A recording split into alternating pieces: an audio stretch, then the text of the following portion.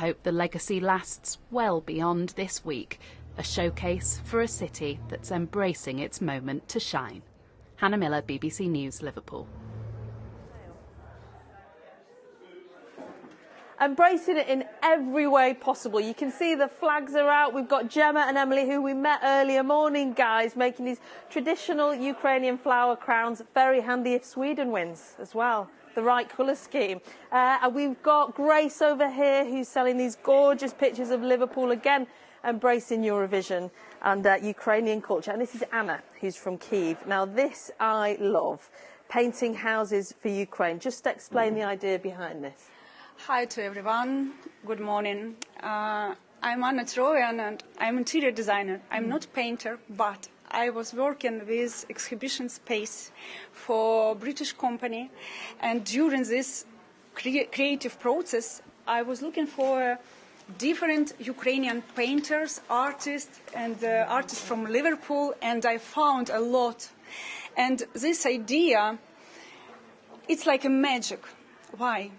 It was done by Victoria Radochyna, it's Ukrainian artist, and the main idea, it was done during the war, and coloring was taken off. And the main idea, to give this color again with good thinking and wishes to get our home to everyone, because home, it's our base. Yes.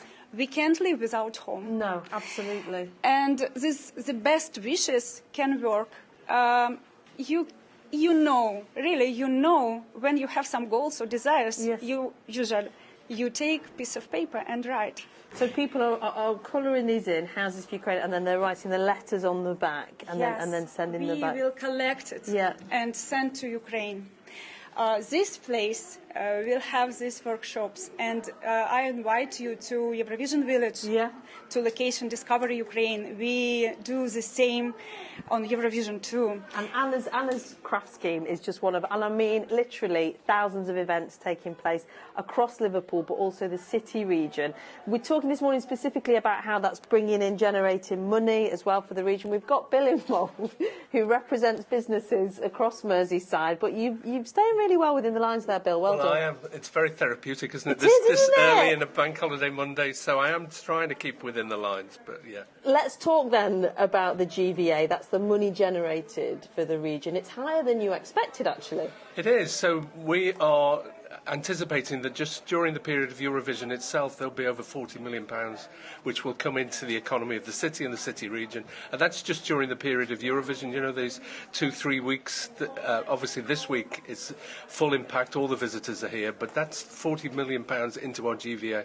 And when we look at Turin, for example, who hosted last year, when we look at Tel Aviv, where they've crunched the numbers, 100,000 visitors is quite conservative. It's possibly many more. And when we talk about legacy, what comes beyond this fortnight, what are your predictions? Well, the key is the legacy, isn't it? So we know from the numbers that have come from Turin, as you say, over 5% additional to GVA. So if you think of the GVA of the city and the city region in terms of the visitor economy alone, over £3 billion, £3.5 billion in the city alone is the current GVA. 5% of that, the numbers are in the hundreds of millions legacy. Because we have the city in front of the world. Yeah, quite literally. Global audience is expected to be in around 200 million. Not bad at all. Keep going, Bill. Thank you. You've got a long way to go before that's finished off. So we wish Ukraine all the best. We are hosting on their behalf. The arena is about a 2-minute walk from there, John and Sally, but I cannot tell a lie.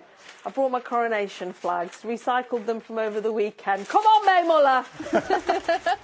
If the truth be told, Nina takes those everywhere she goes.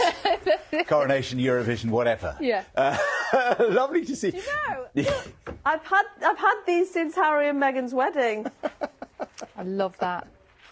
Oh, Nina is our cheerleader in chief. And she's going to be staying in Liverpool, I think, for most of the week this week. She is. Because she's not only going to be doing breakfast, but she's also going to be hosting a podcast, BBC podcast. You might have heard it already over the last few months. It's called Eurovision Cast. It's available on BBC Sounds. They're going to release episodes.